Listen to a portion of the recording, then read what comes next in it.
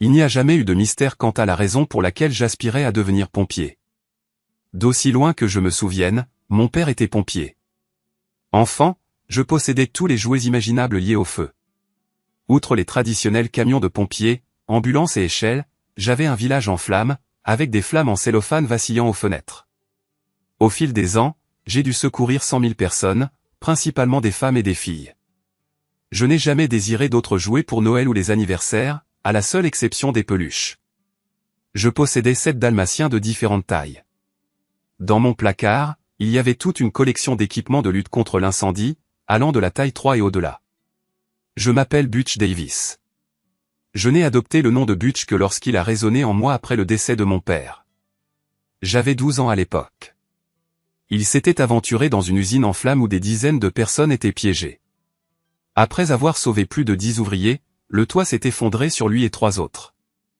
On nous a dit que la fin est arrivée rapidement et qu'il n'a pas beaucoup souffert. J'espère sincèrement que c'est vrai.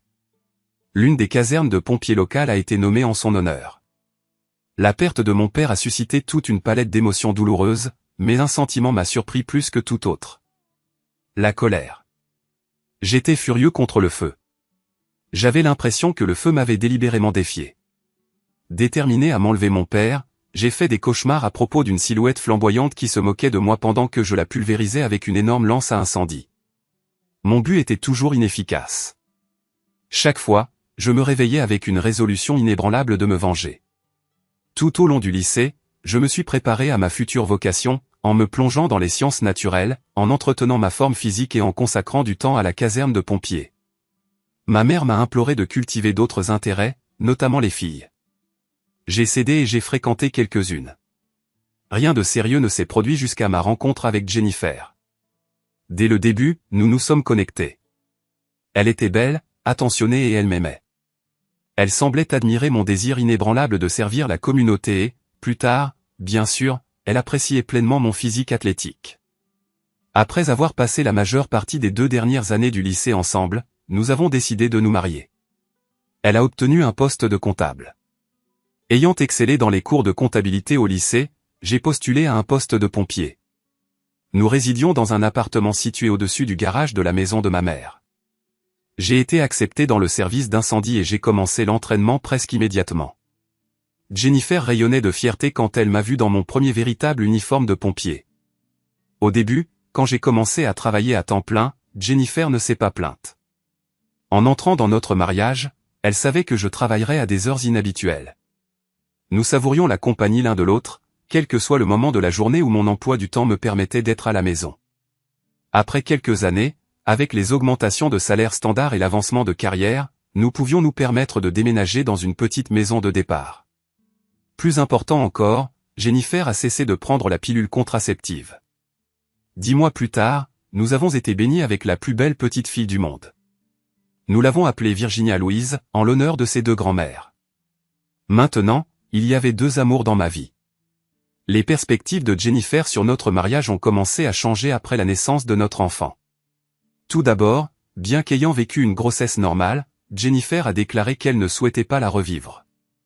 Elle a insisté pour que je subisse une vasectomie, car la prise de la pilule lui rendait difficile le maintien de son poids idéal, et les préservatifs diminuaient son plaisir. Nous pourrions toujours adopter un enfant si nous en désirions d'autres. Mon temps avec Jennifer est devenu plus précieux pour elle en raison du temps considérable qu'elle devait passer avec notre jeune fille. Elle avait besoin de mon aide avec le bébé, mais elle ne voulait pas non plus renoncer au temps qu'elle passait avec moi. De plus, j'ai commencé à entendre de plus en plus parler de ses craintes que je ne sois blessé ou tué au travail, la laissant seule pour s'occuper de Virginia. J'ai balayé ses inquiétudes. Depuis qu'elle me connaissait, elle savait que j'étais destiné à être pompier. Elle devrait s'adapter. Mon indifférence face à ces inquiétudes a été une erreur importante de ma part. Quelques années plus tard, j'ai suivi une formation croisée de secouriste. Pendant 2 semaines, j'ai passé régulièrement mes soirées à la maison. Jennifer était ravie.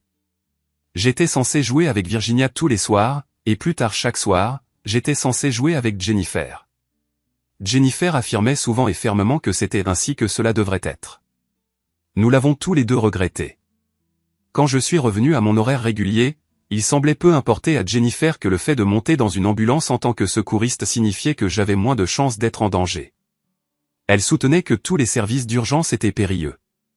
Quand Virginia a eu l'âge de commencer l'école, Jennifer a repris le travail. Elle a appris qu'elle avait un nouveau patron qui avait récemment déménagé dans la région. Jennifer a dit qu'il semblait être un homme très bien, qui élevait une fille à peu près du même âge que Virginia après avoir perdu sa femme dans un accident de voiture.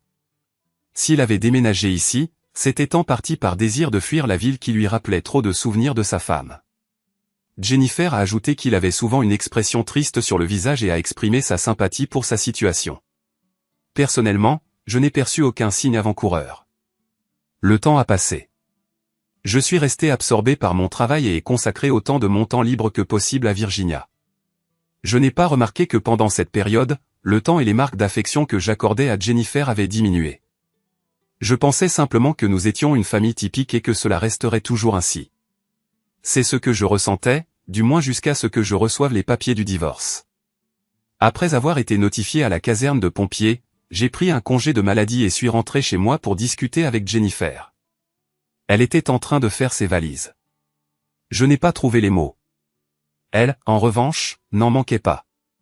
Tu es probablement choqué parce que, pendant des années, tu n'as eu aucune compréhension véritable de notre mariage. Mes inquiétudes concernant ta sécurité et le fait que tu sacrifiais volontiers du temps avec moi ne signifiaient rien pour toi. Et n'ose surtout pas prétendre que je ne l'ai pas vu venir.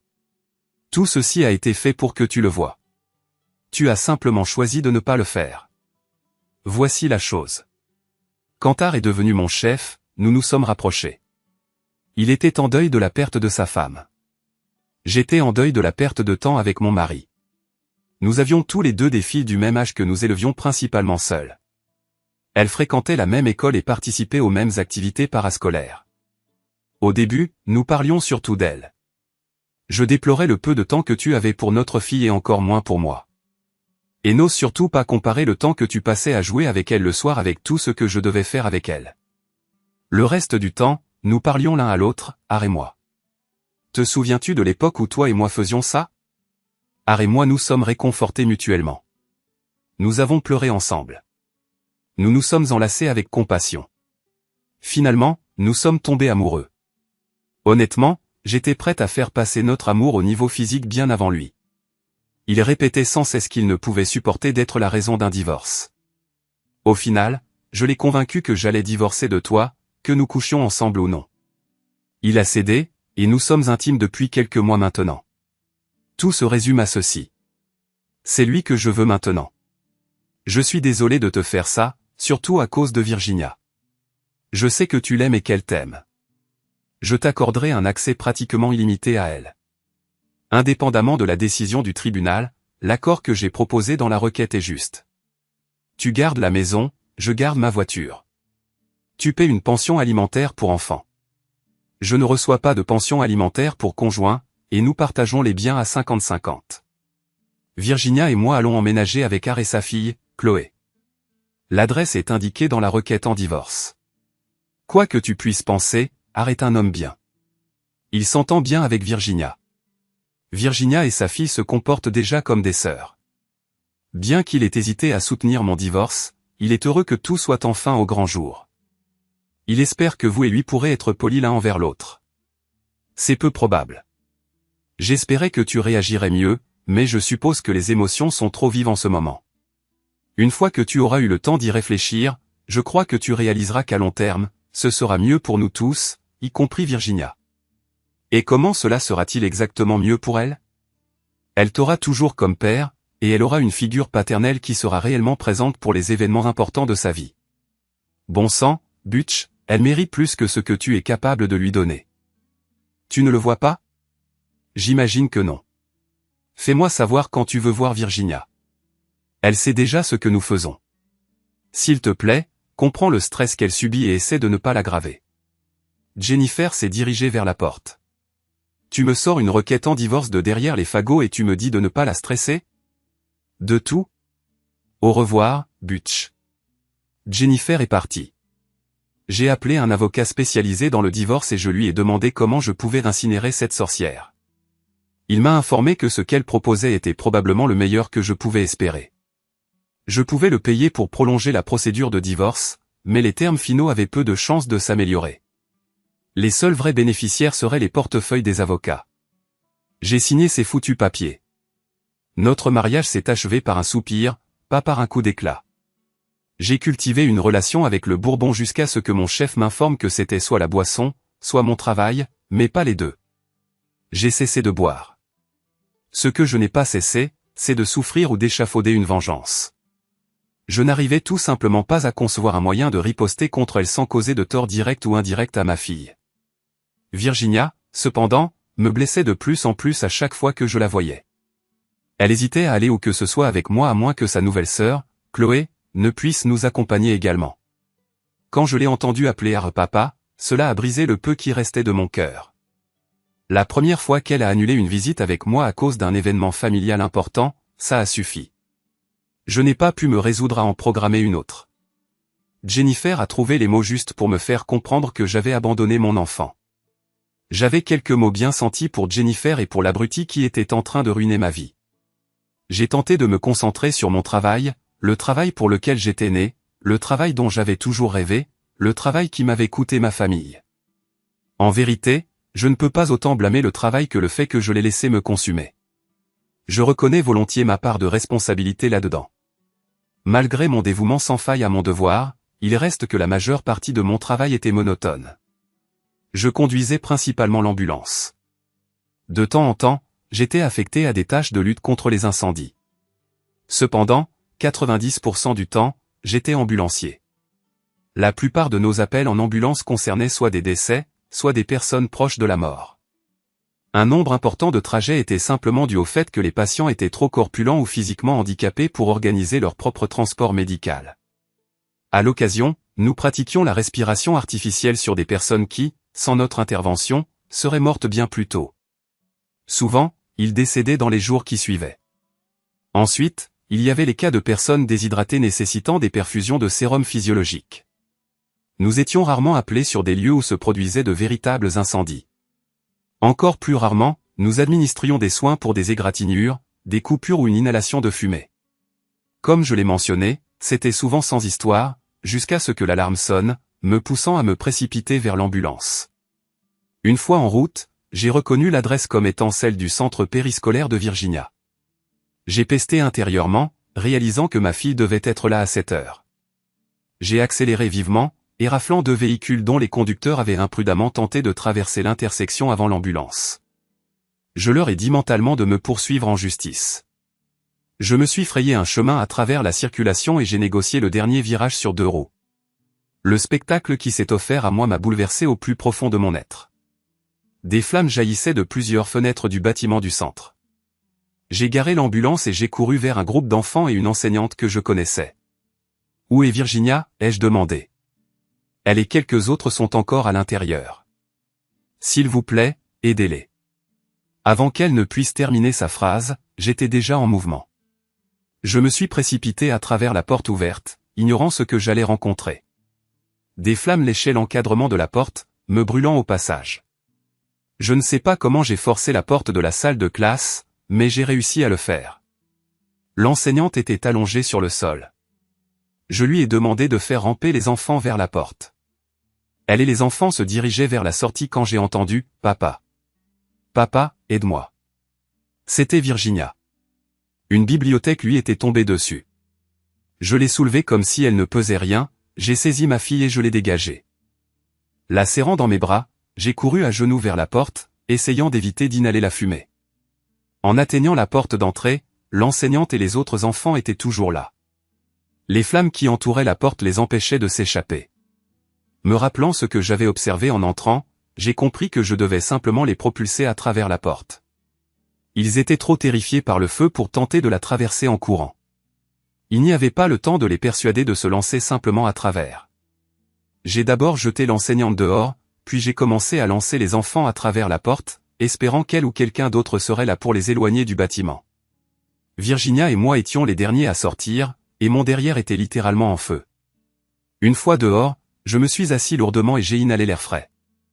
Je me sentais revigoré. C'était pour ça que je m'étais entraîné. C'était ce que j'avais répété avec mes jouets il y a des années. C'était. Virginia interrompit ma rêverie. Félicitations, papa. Chloé est encore là-dedans. Oh, s'il vous plaît, mon Dieu, qu'elle se trompe. J'ai jeté un coup d'œil à l'enseignante, qui était en train d'évaluer les enfants sauvés. Elle m'a regardé avec une peur palpable et a crié, elle est allée aux toilettes avant que l'incendie ne se déclare. J'ai immédiatement offert une prière silencieuse. Mon père, je vais entrer. Soit aide-moi à traverser ça, soit prépare-moi une place. Si je meurs, je serai là pour le dîner. Avant que je puisse avancer, mon chef m'a saisi. Nom de Dieu, Butch, je t'ordonne de ne pas y retourner. Tu ne feras que te faire tuer. Tu m'entends? J'ai feint la soumission, comme si je me résignais au fait. Puis, je me suis retourné et j'ai frappé le chef, le faisant tomber au sol. J'ai attrapé sa veste de pompier, son casque et sa bouteille d'oxygène de rechange. J'ai couru vers la porte, maintenant complètement englouti par les flammes. Je ne portais que des chaussures et un pantalon ordinaire, alors ma jambe et mon pied gauche ont été brûlés. Dès que je suis entré dans le bâtiment, je sais que j'ai hurlé à cause de la douleur et de l'odeur écœurante de chair brûlée. Rapidement, j'ai réalisé que j'étais à court d'oxygène. Les tubes en plastique reliant le masque à la bouteille d'oxygène avaient fondu. J'ai arraché le masque, et j'ai eu l'impression de respirer du feu. J'ai forcé ma mémoire à reconstituer la disposition des toilettes. D'une manière ou d'une autre, j'ai fait abstraction des flammes, ouvert la porte des toilettes et l'ai immédiatement refermée derrière moi. Les toilettes offraient un bref répit. Chloé était étendue sur le sol, inconsciente mais respirant. J'ai attrapé une des serviettes de toilette et les jeté dans l'évier, essayant de l'imbiber au maximum. Enveloppant Chloé, en particulier sa tête, dans la serviette, je l'ai serrée dans mon bras droit et j'ai tenté de me transformer en Walter Payton, brisant un plaquage pour marquer un touchdown. Les flammes agissaient comme des linebackers en embuscade.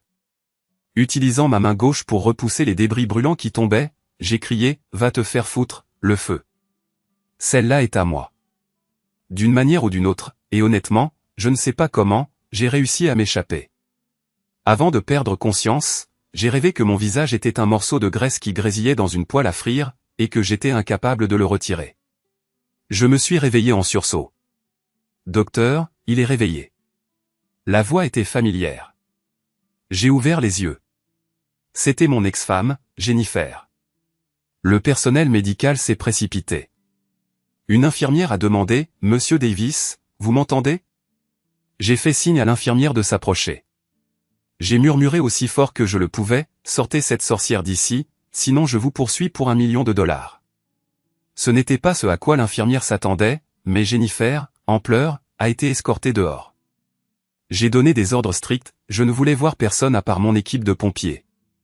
Je voulais voir Virginia, mais je ne voulais pas qu'elle me voie dans l'état où j'étais. Et puis, j'étais étonnamment heureux pour 2 raisons principales. On m'avait informé que Chloé était vivante, et j'avais des injections de morphine.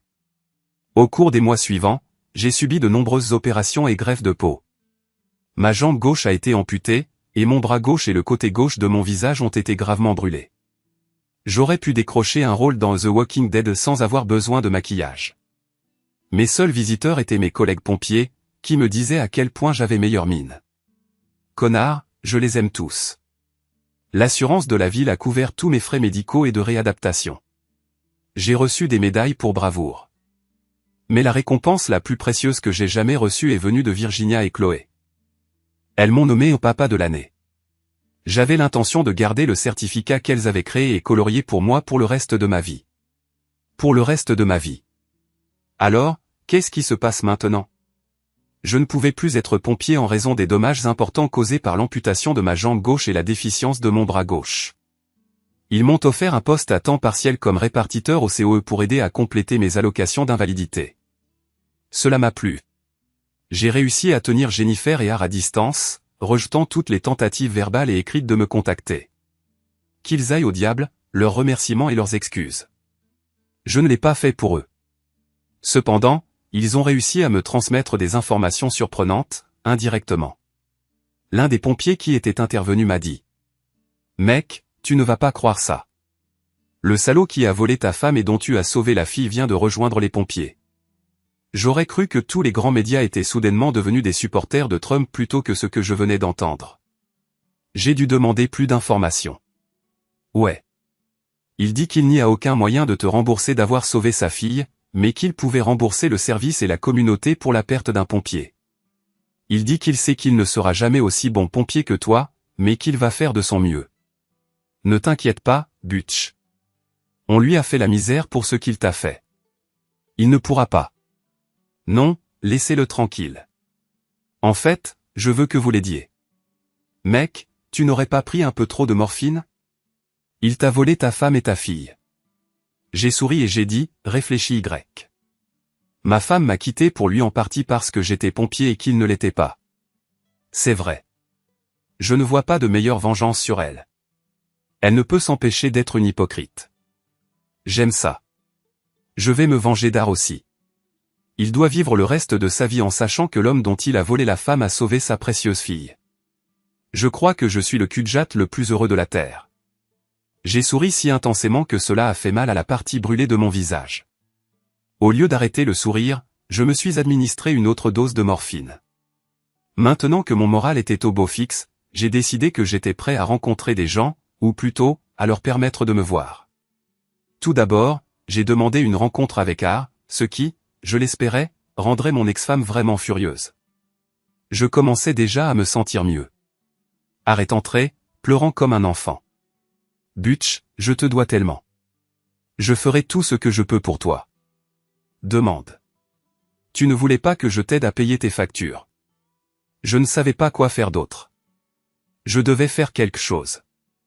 Ma culpabilité d'être tombé amoureux de ta femme et ma gratitude de t'avoir sauvé ma Chloé pesaient constamment sur mon esprit, jour et nuit. C'est alors que l'idée de devenir pompier m'est venue. Si je ne peux pas te rembourser, je peux au moins rembourser la communauté pour leur perte. Il semblait complètement sincère, pleurant encore en parlant. Puis il s'est ressaisi. S'il te plaît, laisse-moi amener Chloé. Elle brûle d'envie de vous remercier. J'acquiesçai. Chloé apparut dans l'embrasure de la porte, mais sans Virginia, elle n'aurait pas bougé d'un pouce. Elles coururent toutes les deux vers mon lit et furent enchantées de voir leur certificat de meilleur papa fièrement exposé.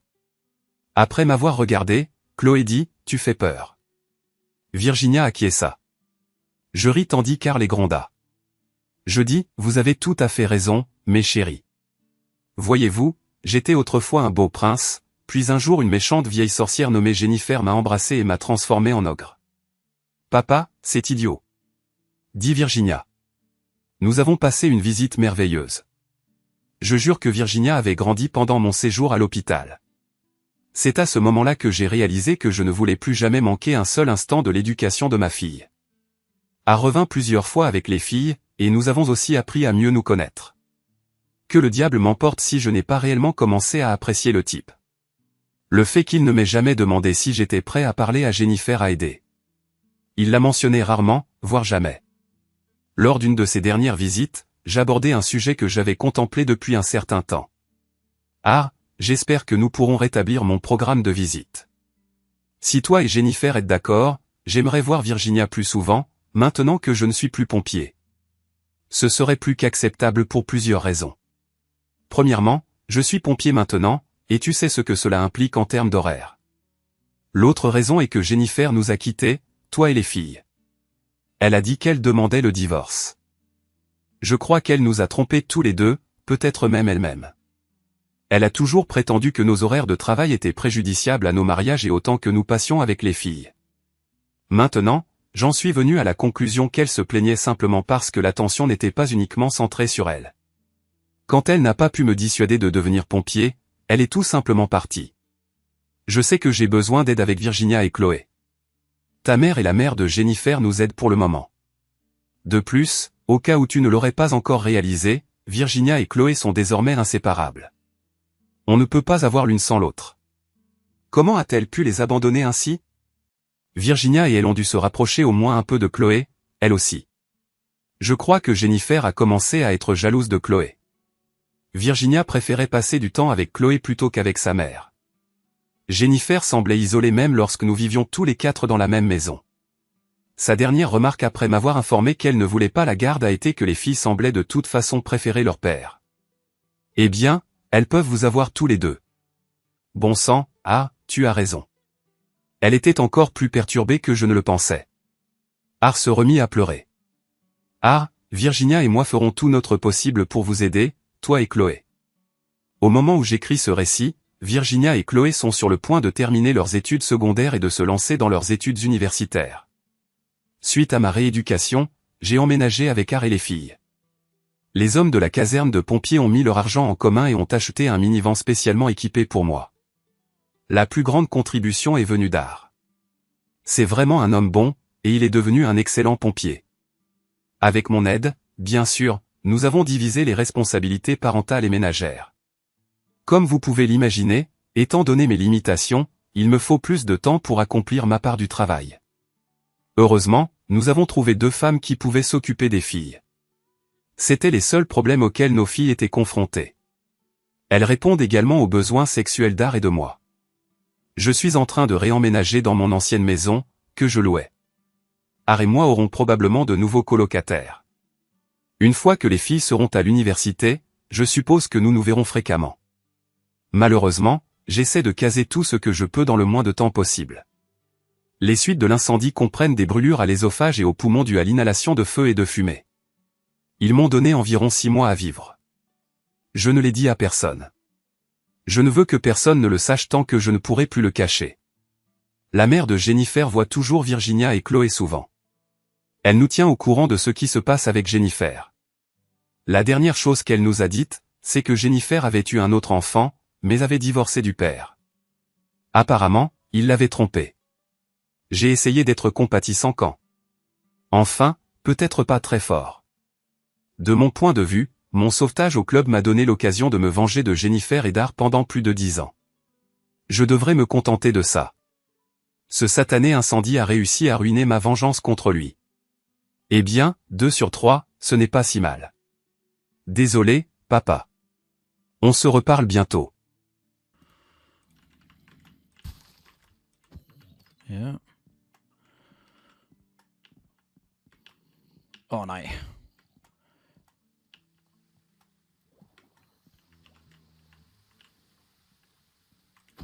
Fuck, har den så store øjne, den der.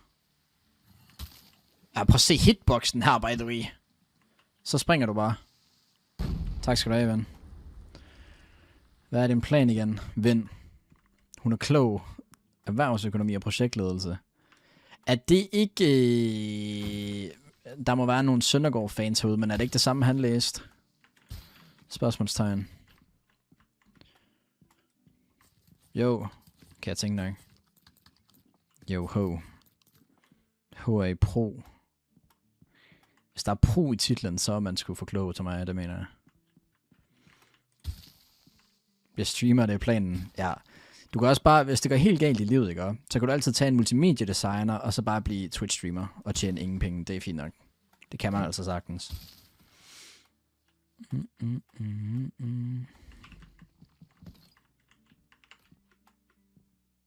Godt. Det var de diamonds, der vi kom fra. Meget jern har jeg. Fik jeg kun 9 ud af det der? Nå, jeg løb tør for kul i den. Lol. Sindssygt nok.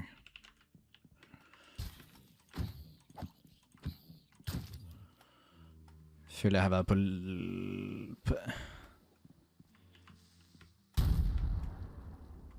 Giv mig lidt sekund, så. Diamonds derovre og her. Jamen altså...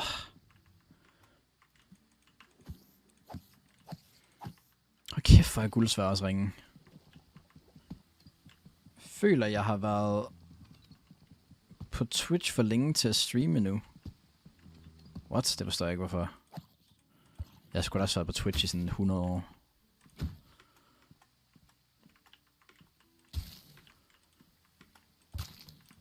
Det var sgu heller ikke planen, dog. Jeg så også lige gerne pointere mig, altså.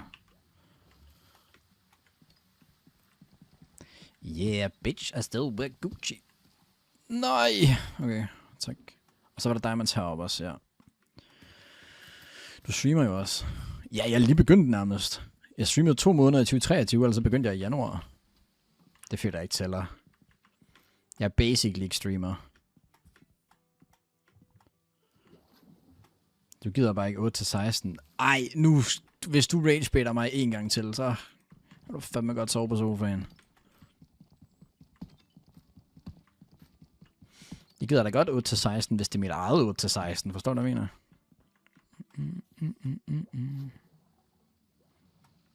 Det er sjovt sagt, den Nana.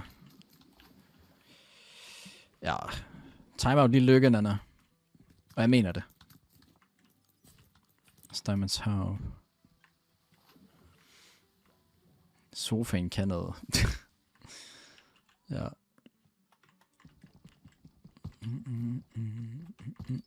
Hvad er vi på? Diamonds 15 nu? Det burde være nok. High key, low key. Hvor langt kan vi svømme op her? Spørgsmålet er, om det kan få os hele vejen op. Nej, jeg tror, vi skal derover. Fuck no way, altså. Det er simpelthen ikke ægte, det her. Det mener jeg sgu. Jeg føler sgu, de har skruet på mobcap. Can't lie. Det er, hvad det er, dog. Kæft, der er meget jern her. Det er unlucky, jeg ikke gider sidde og blive af mine, der var. Altså, hvor langt er jeg nede? Jeg er helt nede på niveau 20, dog.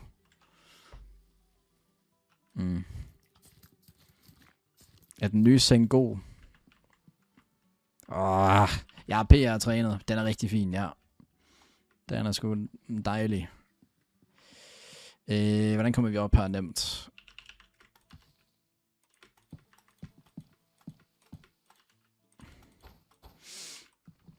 Du har snart brug for noget ordentligt mad, in-game og IRL. Ja. Tilbyder du, eller hvad?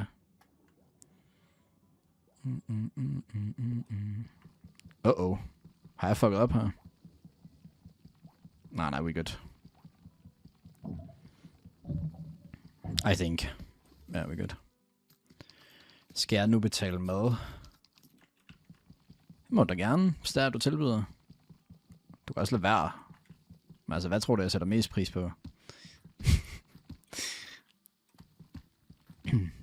Det har jeg ikke penge til.